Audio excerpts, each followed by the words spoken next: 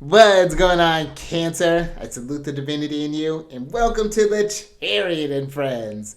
Justin here, and how you feeling? I know I'm feeling some type of way. I was just thinking, sidebar, I was thinking about how many times I've done those intros, and this is like my third take. Trying to get these intros, I'm thinking too much about it.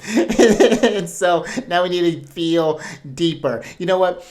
This is and let's just move on to lunar shenanigans. Enough of Justin shenanigans, but this is an interesting place because this is where the moon experiences her fall.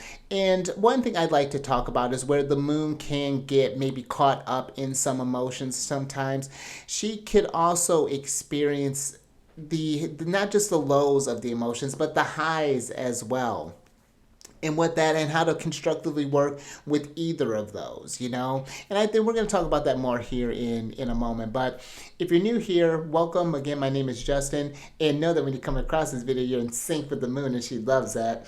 But this is also a place where you happen to have Cancer in your placement: sun, moon, rising, maybe Mars, wherever. This one's for you. And I do tarot card spreads based on that lovely luminary, the good old moon. And I'll talk about what sign she's in, what phase she's in, and when she's going to avoid. Of course, it's all them lunar shenanigans. And just so y'all aware, this is a general reading, not a one-to-one. So take what fits into your story, discard the rest, and everything will be dope, Cancer. Now, let's jump into it. Because it's always interesting talking about Scorpio energy, and I was just actually thinking about like talking about different things when we get to these different signs. But there's so much to unpack with them. But before we get into the lunar shenanigans, I'm going to shuffle your cards here for general energy. Depending on when you're watching this, happy Mercury Day. Mercury is associated with Wednesdays, and this I find can be a great time for maybe scheduling some time to talk with some friends, or maybe just host maybe you happen to schedule some interviews during that day. Maybe you're interviewing people that day. Maybe you're giving a presentation. This can be a great time for doing from just like some reading, maybe going on some trips. Thanks, Spirit. Going on, and I mean trips like kind of like maybe short travels, going to see what the neighborhood's talking about, what the chit chat's going on, but also kind of on a bit of a deeper level. When we're thinking about Mercury, yes, gets that sort of just kind of general communication and things, but I like to think of Mercury too. Mercury is the closest planet to the sun. It's constantly within 28 degrees of the sun at any given time. And so Mercury's very important as far as like relaying, like the moon, very similar in like relaying the cosmic messages and like the divine messages that come from the sun. And Mercury gives us a way of expressing that, of writing that down, of turning those into tales, and to pass that wisdom on to the next generation and things. So this can be a great time, just for learning new things,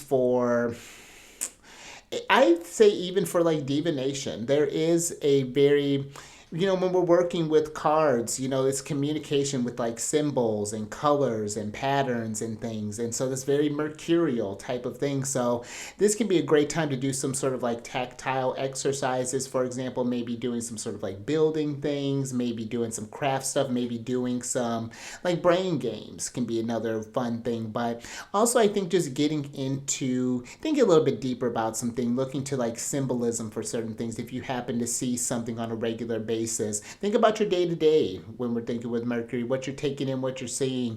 And if maybe you happen to see a certain bird every day. I remember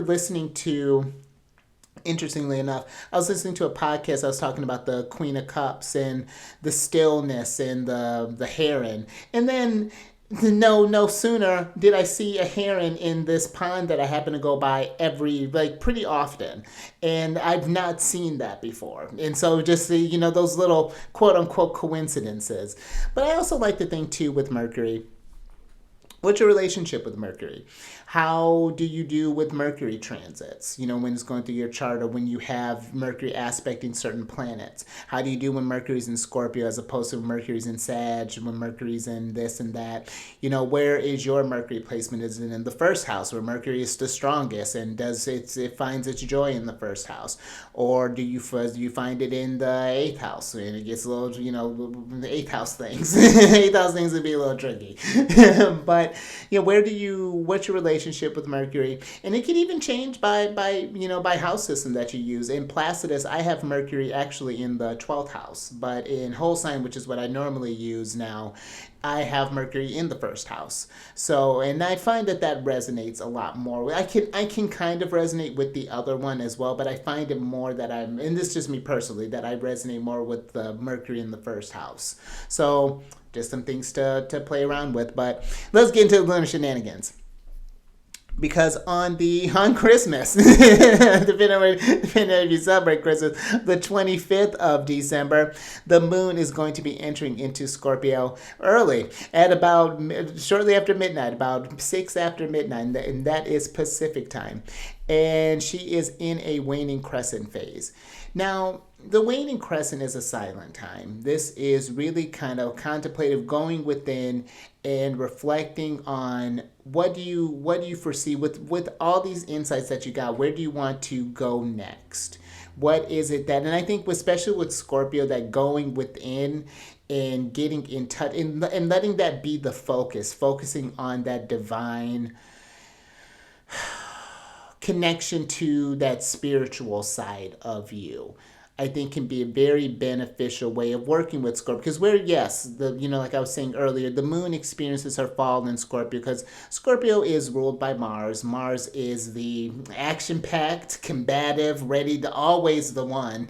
But Mars also is how we experience like our passion, our drive, the thing that gets us out of bed, the blood pumping in the body. Mars is that pursuit for we need that Mars to live. Mars is our survival instinct. And it's interesting when you put Mars in that Scorpio energy. Because Scorpio is the fixed sign, which means they have that sustainability power, that tenacity. They hold the energy. And Scorpio holds the water energy. And water is very psychic. It's very empathic, compassionate. It feels. And then you get into their gender, which is feminine. So there's a receptive quality that comes in with Scorpio. And Scorpio, unlike the other water signs, has a way of, and you can feel it. I don't know if you've met someone with Scorpio and you can feel them probing. If you pay attention, you can feel their energies permeating. There's something about them that radiates. I've noticed this with like anyone who has Scorpio placements in their feeling, especially like anger. I've noticed it in curiosity, but it's the curiosity one is really fascinating when a Scorpio is like sizing you up. that's a very, it's just like, get out of here. So, but that is the power of Scorpio. And I think that the thing to be aware of is not just, of course, how you're putting your energy out there, but the things that you are taking in as well. And not just taking it, but holding with Scorpio. And if you do notice that you have any sort of emotions that you have troubles maybe moving through, this can be a great time to find different ways of, because Scorpio has the power to transmute that stuff, to change these things. Like I'd like to think that fixed water, it can bring up so many different visuals, but one of them that I like to think of as like a power washer. When you focus water in the power washer, I mean, it can cut through rocks. Water's really, really strong. And I think that Scorpio energy is strong, makes it strong so that you can wash away any sort of like emotional residue that have maybe been stuck on or that you've been having trouble working through. It can teach you some different tools and different coping mechanisms and things, very helpful things to help you process and to pass along to others. And that's where I think the real beauty comes from with Scorpio.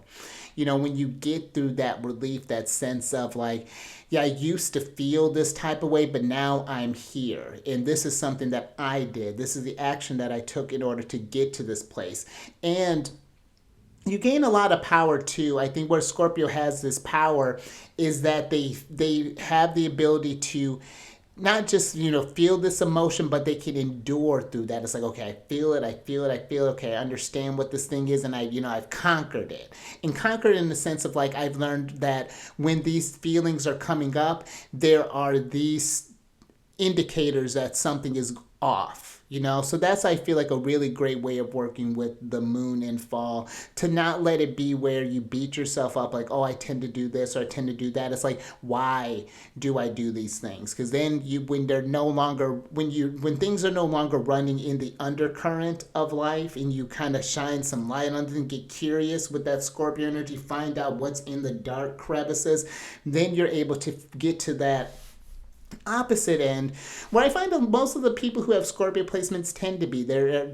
Usually there's this joy that comes with Scorpio, and of course they can feel anger and things along the line. They're going through the human experience too, but most of the time they're really pleasant, so really loving. Like there's a strong love that comes with Scorpio, and I think that that's something to incorporate a real strong loving for yourself as well, and to extend that compassion to others. Even if it doesn't feel genuine or something, but just like putting that love out there. You know what? I want the best for you, and whatever that looks like. I may not appreciate what people have done, but you know what? I want their elevation. I want that, because that's going to make all our lives easier. So why would I want anything less? But on a more kind of general scale, I'd say one thing is to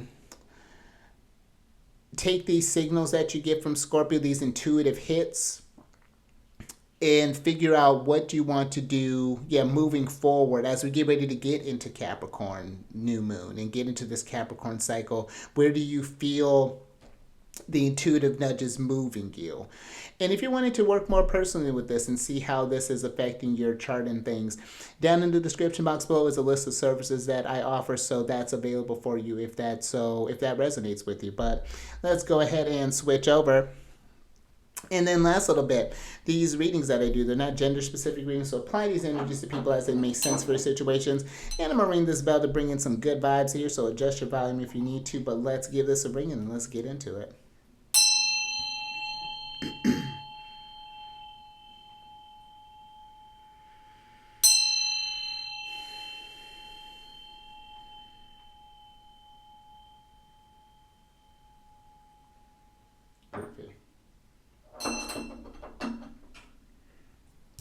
All right, let's see what's going on here. Ooh, look at this. I feel you went from blossoms to orchards. You got the orchard of opportunity here. This looks very kind of Nine of Pentacles. And this is a card of every seed you plant today becomes the fruit of tomorrow. Nurture your ambitions. And if you, I feel like when we're in those kind of like intense emotions, I think about Scorpio's ability to, I'm getting a lot with that. I'm thinking about that law of, what is that, law of opposites. I think I was reading like the Kabbalion. And it's not focusing on if you're in like a negative situation or if you're not in an ideal situation. It's not focusing on that. It's just like, okay, where do you want to be? And then it's like when you vision that sort of thing, then you start getting insights as far as like what needs to change, what is clashing with that, making that thing realize. And then you can start planting seeds today to set up tomorrow's you for success. And then you keep doing that.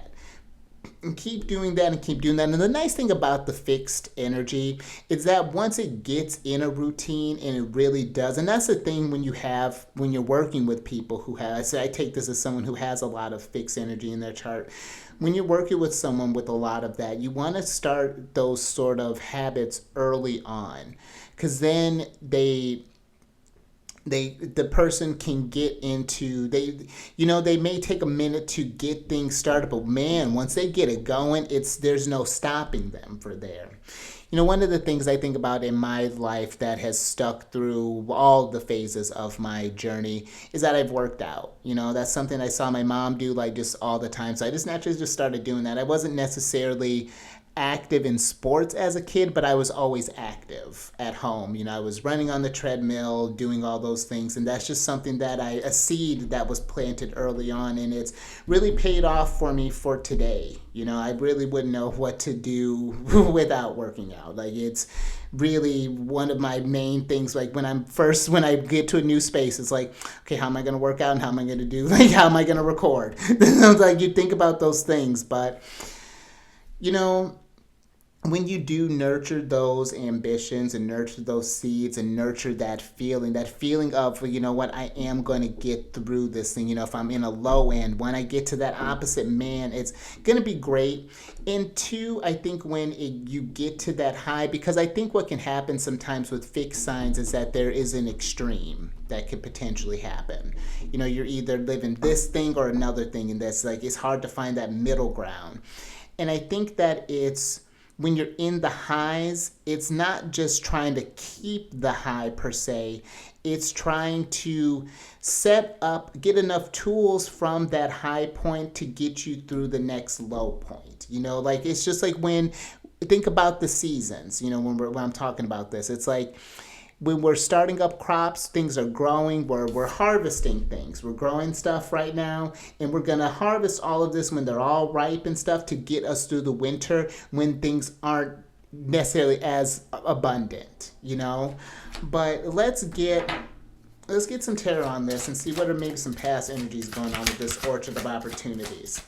Because maybe you might be feeling like something is too late, and it's never too late.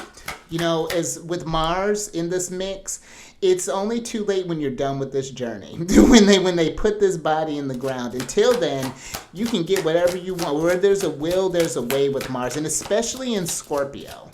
I would go as far as to say that's because, I'd go as far as to say that Mars is probably his strongest in Scorpio. Oh my gosh. So keep that in mind, but also keep in mind, didn't I say this is like the Nine of Pentacles? Here's the Nine of Pentacles here. So you got that in reverse. And so this to me is, maybe we haven't been taking the necessary steps that you need to do to set future you up for success. Maybe this could be something simple as just getting enough rest, or maybe this could be like meal prepping for the week if you wanted to change your diet and working more kind of home cooked foods, or maybe whatever this thing is, whatever we're trying to color. I always find this albino peacock here in this card very, very interesting, that this peacock's devoid of color, but I think it's because there's something special, I think, with this peacock. It's like it's still abundant, but it's like it hasn't quite truly flowered yet. I think it's still coming into bloom here with the Nine of Pentacles, especially being in reverse, but there's still something there. There's still an opportunity, and again, it's like, it's only too late if we just continue to get like stuck in the feeling, because that's the thing. I think, again, when we get into fixed energy, when it gets locked onto something for their betterment or for their detriment, sometimes it'll stay locked in, and it takes a few tries to break out of that rut. But this to me is maybe just, things have gotten a bit out of order, and now there's this energy of needing to, again, no better time than the present. Okay. Let's see. Let's get a clarifier. Clarify this to see what's going on. Oh, interesting. Then you got this. How fascinating. Thanks, Spirit. So you got the Five of Cups in reverse. In the last reading, it was the Eight of Pentacles and then the Five of Cups. So, but we're moving up. So now we got the Nine of Pentacles in the Five of Cups. And so, maybe in the past, there have been, maybe things have gotten off track in some sort of way. And then it's like if something gets off track enough with that Scorpio could just like, oh, you're upside down. Scorpio, you can feel upside down. And it's just like, when am I ever, like, why am I always going to be stuck here? And it's like, no, it's just like there's something temporary right now. But if you were to take the steps today, let's say if you want to quit smoking, for example, then you know what? You don't necessarily have to throw out your pack smokes, but it's like, maybe I'm going to go buy a vape so that when I'm done with this, I can just go ahead and switch to that as opposed to going out there kind of waffling between the two and just going with what you know. You know what I mean? So it's like set up tomorrow's you. You can get ahead of, how you're going to act. You better than anybody could know you. And so I think that this is just working with you. Just working with you, being honest, not being brutal, not being cruel, but being honest. If you know that you tend to do this way, then what are some ways that you can counteract that? How can we meet that with an opposite? Does it always need to? And this makes me think about the relationship with like the North and South node. It's just like, where the South node is great, I've learned a lot in the South node, I get this wisdom, how many times am I going to keep learning, until I go out there and do something different? That's just something to meditate on. But let's see what's going on presently. Let's see how this may come to fruition here. Very interesting.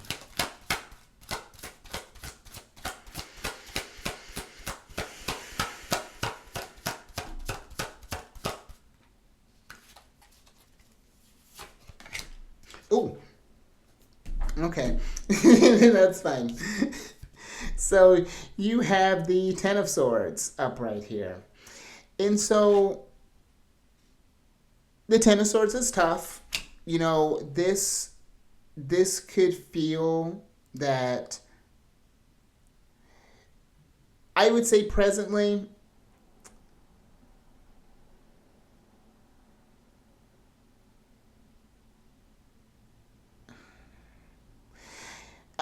I'm getting this. I want to be mindful how I kind of put this. It's like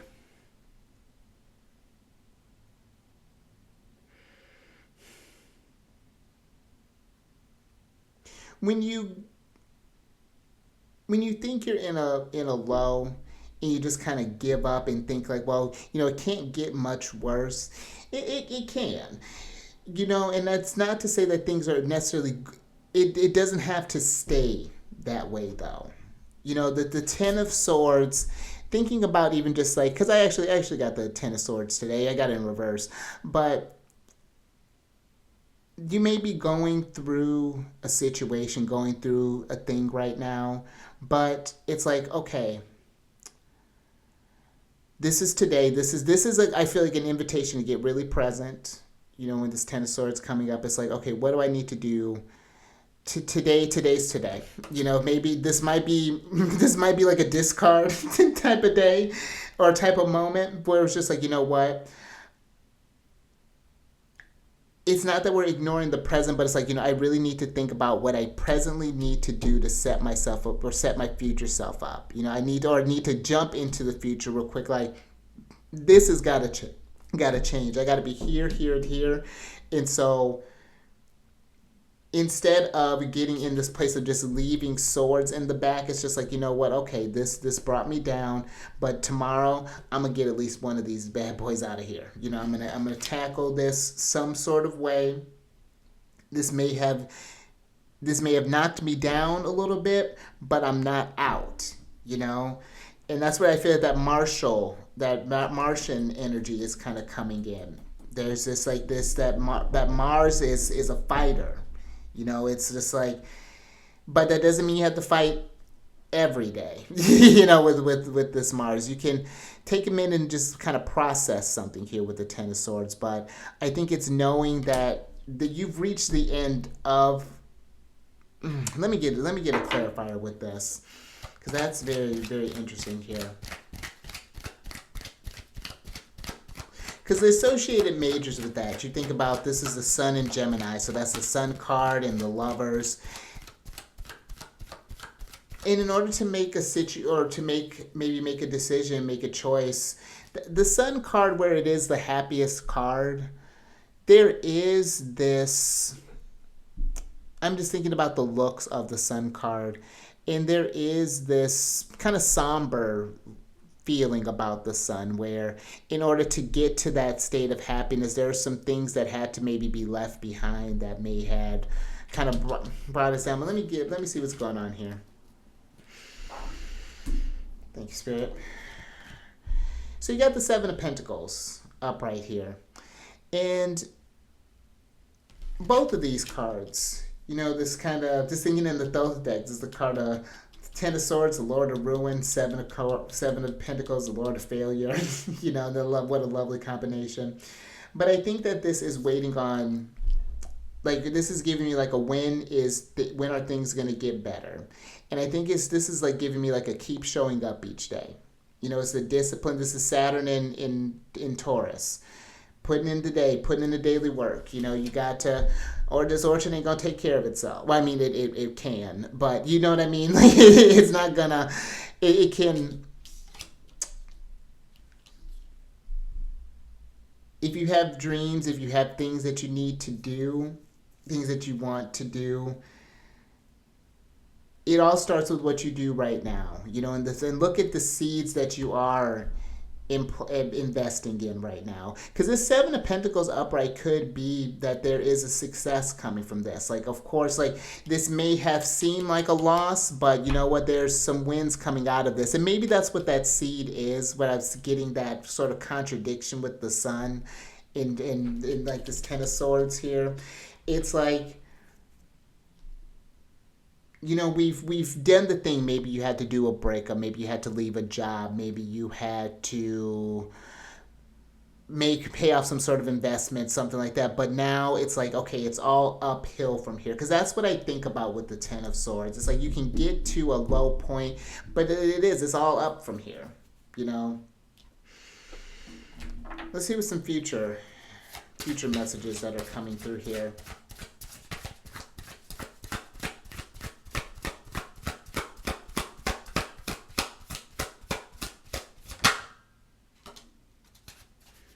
Interesting. Spirit. So you have the Ten of Cups here, and so we got another 10 kind of shoved into the mix. You got 9 of these 2 10s, and it's just this to me is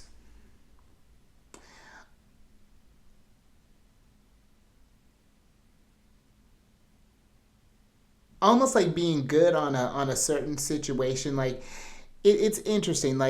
If you've been in, let's say, in a not so great relationship, this could be an opportunity. You know what, I'm good on that. I'm ready to change these things up. I'm ready to either, maybe we need to do some counseling. Maybe there's a need to set some sort of new boundaries. Maybe we need to break up altogether. Or maybe there's this thing with this job. It's I think I've got as much fulfillment as I can on this. Maybe I'm going to go for that.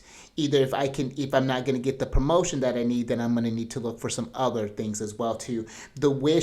The initial wish has been fulfilled, and now there's a new ambition that's trying to come through there, and the things that aren't growing with that idea is kind of falling by the wayside right now. And maybe it's we're not quite sure where that's leading. Maybe there's just a lot of feelings, a lot of, sensing something that's Scorpio, but it's still kind of coming to form here. Because the Ten of Cups, this is an interesting card. I've been listening to some things, and I've been kind of reflecting on. There are certain cards that new relationships are kind of forming. This is one of them. Just kind of rethinking what that initially means. Because the majors for this is the Moon and the Tower card, and that's an interesting combination. almost like the dream has been disillusionment is something that I think really kind of comes with the Ten of Cups, where it's like you, because it's a card of in thinking in thought, the card of satiety, where you've gotten that happily ever after, and then it's just like, okay, now what? Life doesn't just stop after you get the happily ever after. There's a new thing that usually kind of pops up after that, the next level, the next thing.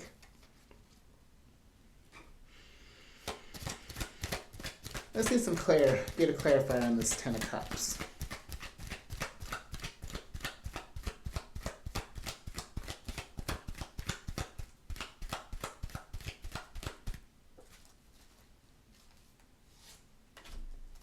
Oh, I was just thinking there's a lot of Mars energy out here with this. But now then we add Mars is set. And you know what? I love that, actually. That we got both Mars's strongest cards here. So you got the Ten of Cups is clarified by the Two of Wands here. And even just something interesting to think about when you even think about going through the zodiac. You know, you start with Aries, you end with Pisces, and then you start all over again. The last card of Pisces, the Ten of Cups, is Mars and Pisces, and the first card of Aries is Mars and Aries. And then you got Mars and Scorpio here, and I bring all of this stuff. We got Mars ruling this energy with Scorpio being here. But Mars is, I have to look at the other ones, but Mars I think is the only planet in the tarot where all of his majors, he's in his strength in all of his cards. I don't think he doesn't have a card where he's in his fall or in his detriment. But he's in he's in his domiciles of Scorpio and Aries, and in his exaltation in Capricorn, the Three of Pentacles. And this is giving me a lot of action, you know, that's taking here with this Mars, or excuse me, with this Two of Wands here. There's a need to go out there, and it's going for the next thing. You got the world in your hand, and you're looking out over the horizon. And this is giving me an opportunity to not just work with something that is someone else's, but doing something that's yours, you know? Like this experience, for example, just the body and the things that you like doing, sowing more seeds for what do you want to leave in this world, however big or small you want to do. There's enough space for it, you know? But I just all that kind of martial influence is just giving me, you know, considering the day, or not the day, but considering the energy that we're under. Yeah, very, very fascinating here. Let's get some advice from Mars. But yeah, the actions that you take today will set you up for tomorrow. And it's not always easy, you know, and I think that Seven of Pentacles is being patient with yourself. It's a process. Nice. So you got the Magician in reverse here.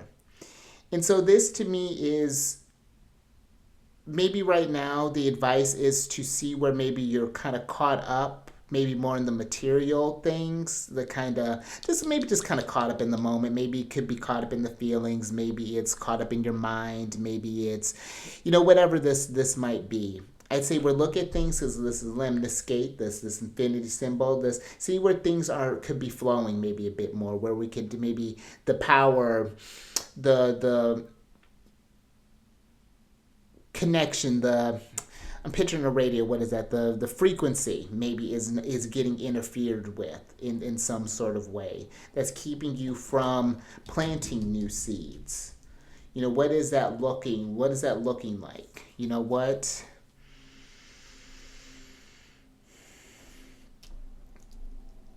It's like, what do you need to move away from?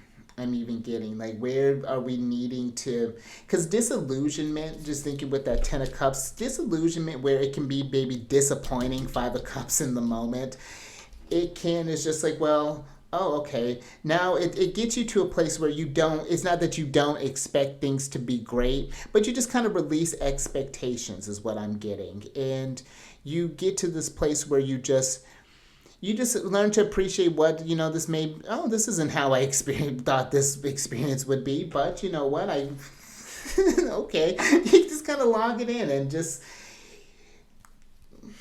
yeah, let me get a clarifier with this magician.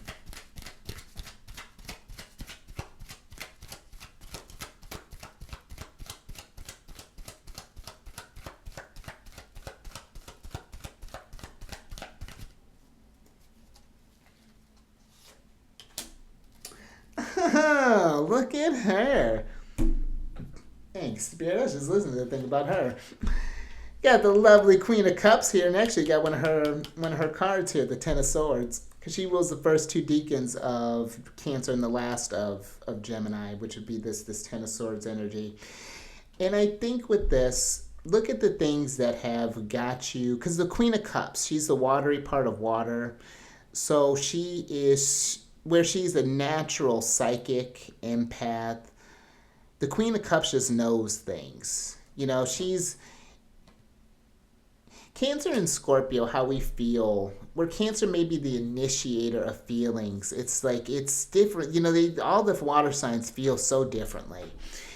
And I think that this is just looking at seeing just what you've been absorbing with the Queen of Cups. And I think that's what's needing to be tended to.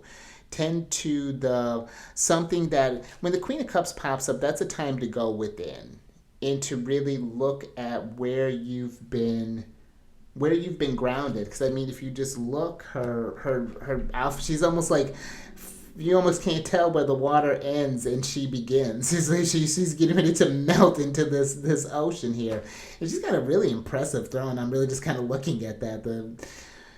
But there's something here, even in this, her cup, her chalice, her trophy here. There's something that's that could be her ambitions, that are nurture your ambitions here. And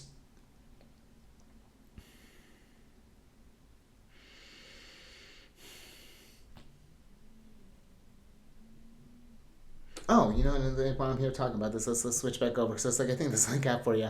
Got caught up in the Queen of Cups there. But yeah, she's one too that tends to reflect the energies of the reading that's around her. Just so, looking at all these cards that are here, especially the stuff that she's kind of feeling, she may be feeling kind of fed up, kind of feeling low, maybe feeling disappointed, impatient, not quite sure what to do. And so it's like, now is you're getting a lot of downloads, and getting a lot of information here. So now it's just kind of sussing through that and what seed can I work with right now, and then just giving that water, nourishing that, and then just getting back in your groove, so that magician gets upright and we just get connected again. Because the Queen of Cups, where she does have this ten of Swords that can, maybe lead her to ruin sometimes, she still can find the love and abundance. She rules the 2 and 3 of Cups too. So she's got this love and abundance that she has available to her as well. And sometimes it comes from the ruin. It comes from this appreciation comes from the wisdom that she's learned in her experiences in life. But,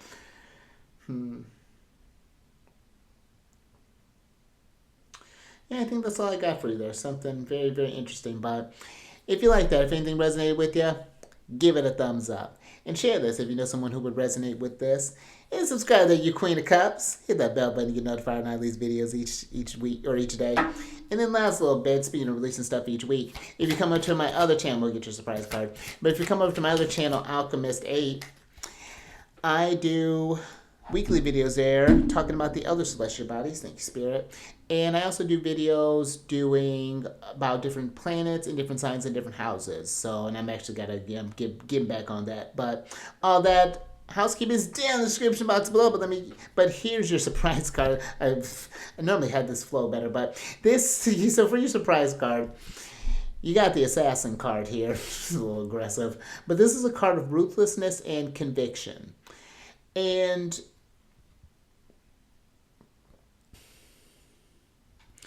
it's really interesting.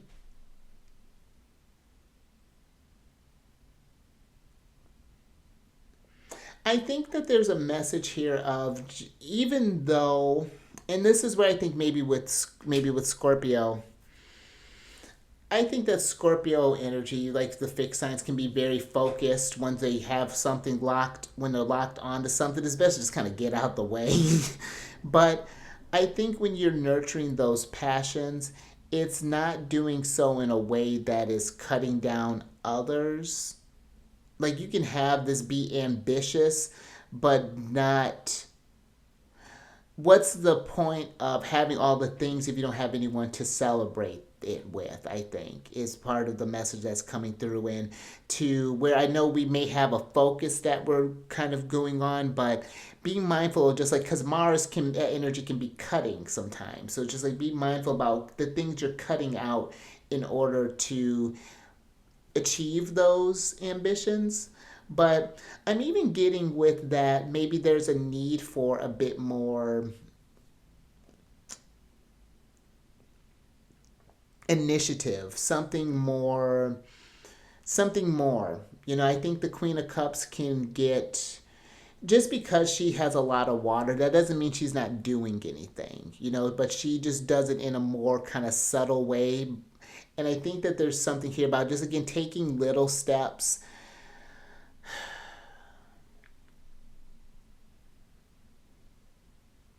Just like I'm just thinking, for example, like doing like taking care of things, like just like a garden analogy.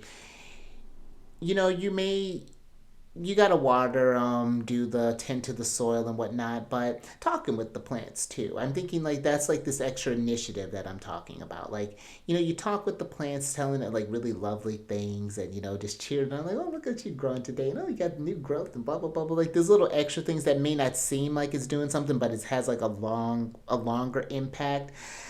There's just something there, like you could just do little things right now, little subtle things that you can take these initiatives to get bigger things, and if you're patient with them, they're going to get you out of that 10 of swords. They'll help you pull, get you out of that feeling of maybe ruin, and maybe even stop doing things that tend to lead to that even.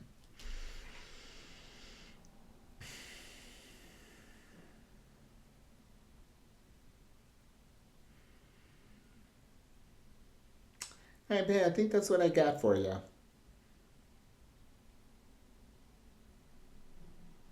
I'm just I'm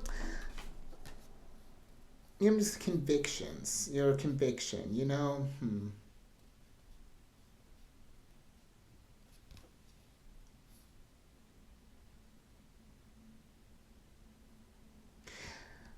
Yeah, there's something about a fine line, I think, with how we go about achieving our goals, and like, yeah, that's very interesting how that assassin's coming through. So just take that how that's an odd sentence how that resonates. Let's move on. So on that note, stay mindful out there. Keep eyes on the moon. I'm not even gonna go there, and I will catch you on the next one, Venus Day.